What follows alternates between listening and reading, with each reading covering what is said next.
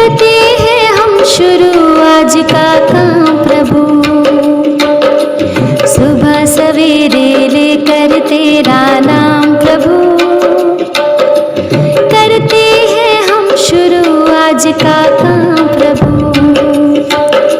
शुद्ध भाव से तेरा ध्यान लगाए हम, विद्या का वरदान तुम्हीं से पाए हम। शुद्ध भाव से तेरा ध्यान लगाए हम, विद्या का वरदान तुम्हीं से पाए हम। विद्या का वरदान तुम्हीं से पाए हम। तुम्हीं से है आगाज तुम्हीं अंजाम प्रभु, करते हैं हम शुरू आज का काम प्रभु। सुबह सवेरे लेकर तेरा नाम प्रभु, करते हैं हम शुरू आज का काम प्रभु।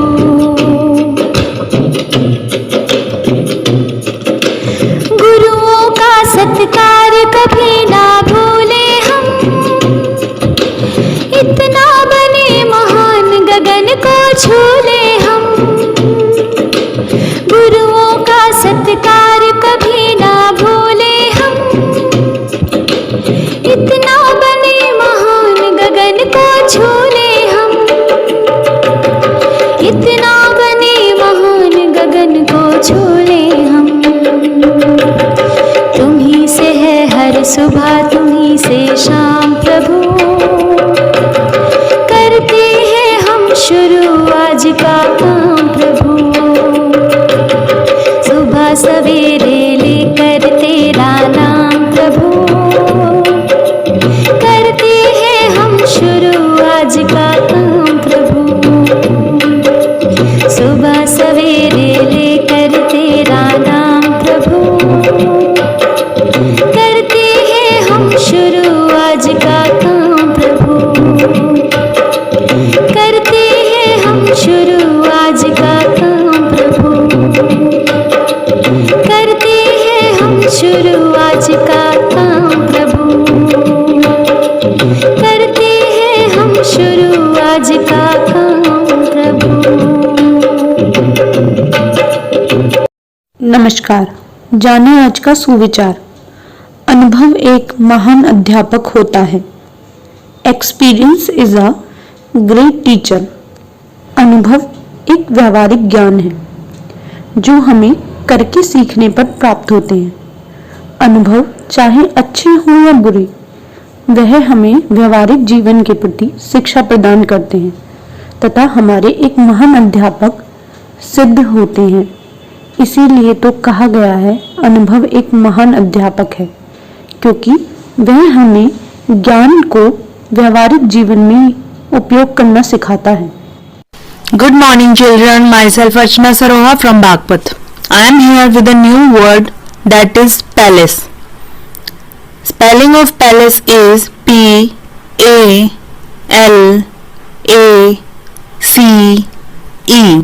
Palace, which means Mahal, Haveli, Raj Bhavan. Thank you. Good morning students, प्रस्तुत है आज की पहेली यानी पजल ऑफ द डे। अंधे मुझको नहीं जानते, काना कुछ पहचाने, जिनको दिखाई कम देता है वे मेरे दीवाने। तो बच्चों बताओ इसका उत्तर क्या होगा? चलो सोचो। 1 2 3 4 5 टाइम इज ओवर। इसका उत्तर है चश्मा। जी हाँ, क्योंकि जो अंधे व्यक्ति होते हैं उन्हें चश्मे से भी कोई फायदा नहीं पहुंचता, और जो कमजोर दृष्टि वाले हैं वो चश्मे का प्रयोग करते हैं। ओके बच्चों, थैंक यू। नमस्कार, आप आ रही है आज के इतिहास की। 30 सितंबर 1847 में आज ही के दिन ग्रेट ब्रिटेन में शाकाहारी सोसाइटी बनाई गई, जिसका उद्देश्य शाकाहार को प्रोत्साहन देना था।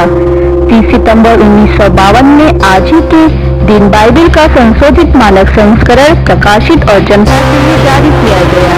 बाइबल ईसाइयों का पवित्र धर्म ग्रंथ है। Thank you. नमस्कार, आज के विशेष का मुख्य बिंदु है बाइबल। पवित्र बाइबल।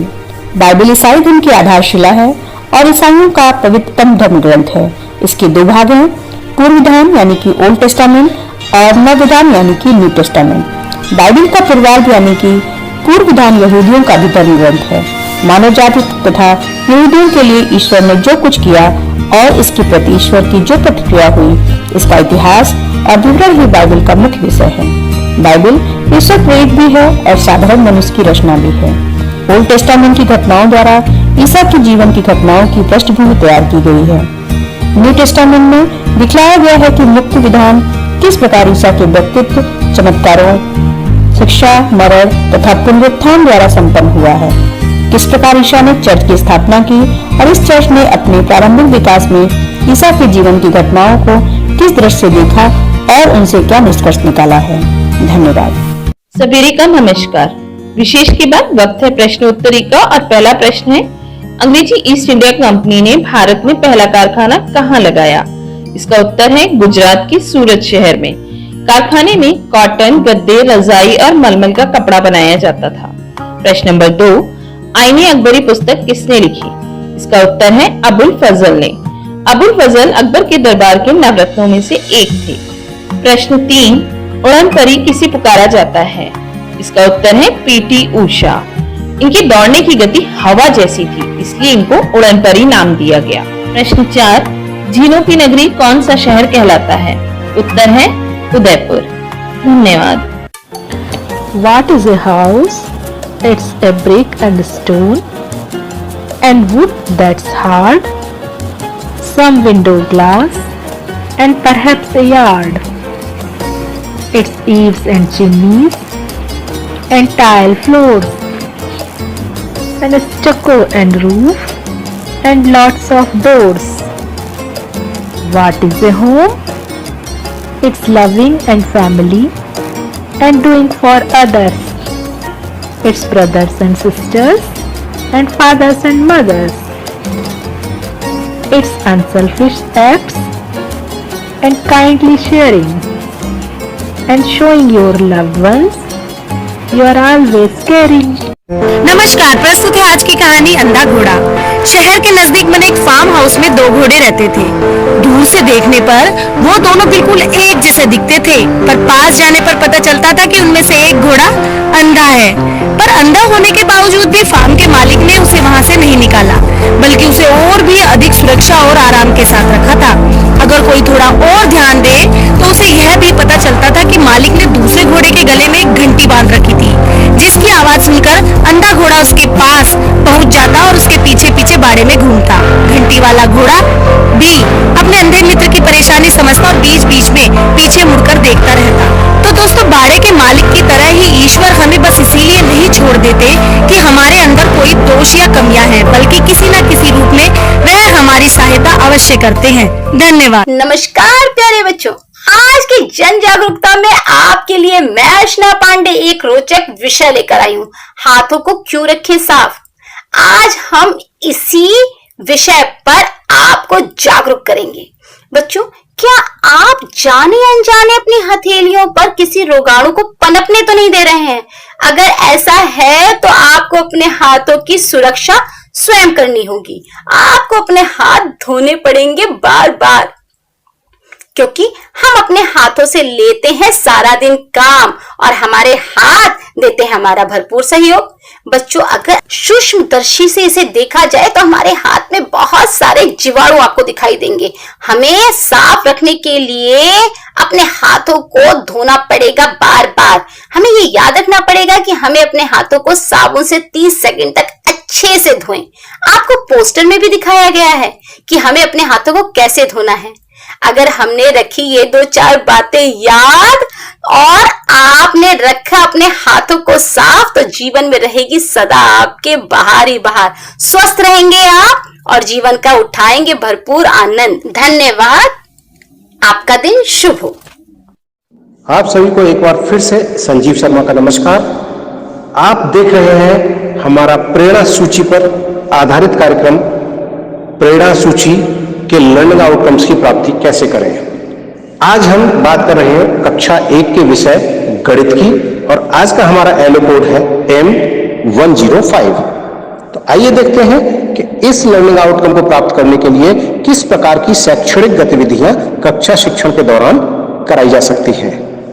अच्छा बच्चों, चलिए अभी कक्ष के बाहर सभी एक लाइन में खड़े होते हैं, थोड़ी थोड़ी फासले पर खड़े हो जाइए और अभी मैं आपको एक संख्या लिखी हुई पर्ची आपके हाथ में दे रहा हूं। ध्यान से देखिए, इस पर्ची पर एक संख्या लिखी हुई है और अपने आगे वाले साथी की और पीछे वाले साथी की भी पर्ची देख लीजिए कि उन पर कितनी संख्या लिखी हुई है। जैसा चित्र में देख रहे हैं, इस क्रम से आप खड़े होंगे। अभी जिन संख्याओं को मैं बोल रहा हूं, जिन बच्चों के पास उन संख्या वाली जो पर्ची है, तो वो अपनी इस लाइन से दाहिनी तरफ 2 कदम हटेंगे और वहां खड़े हो जाएंगे, अर्थात एक दूसरी लाइन बना लेंगे। तो ये जो दूसरी लाइन में बच्चे खड़े हुए हैं, इनके हाथ में जो पर्ची है अभी अपने पहले वाले स्थान पर रखते हैं।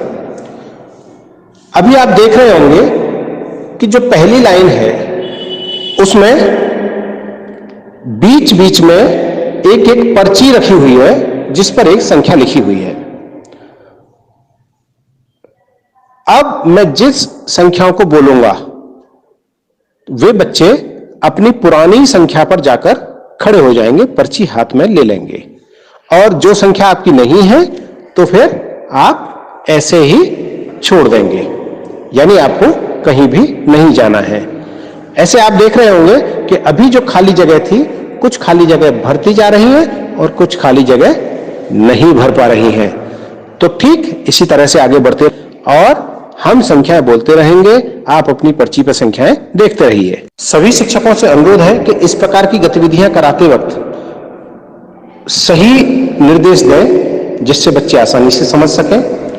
और आज की गतिविधि में जो निर्देश दिए गए हैं उनमें बच्चे ये समझ पा रहे हैं कि खाली स्थान क्या होता है और उसकी पूर्ति कैसे की जाती है।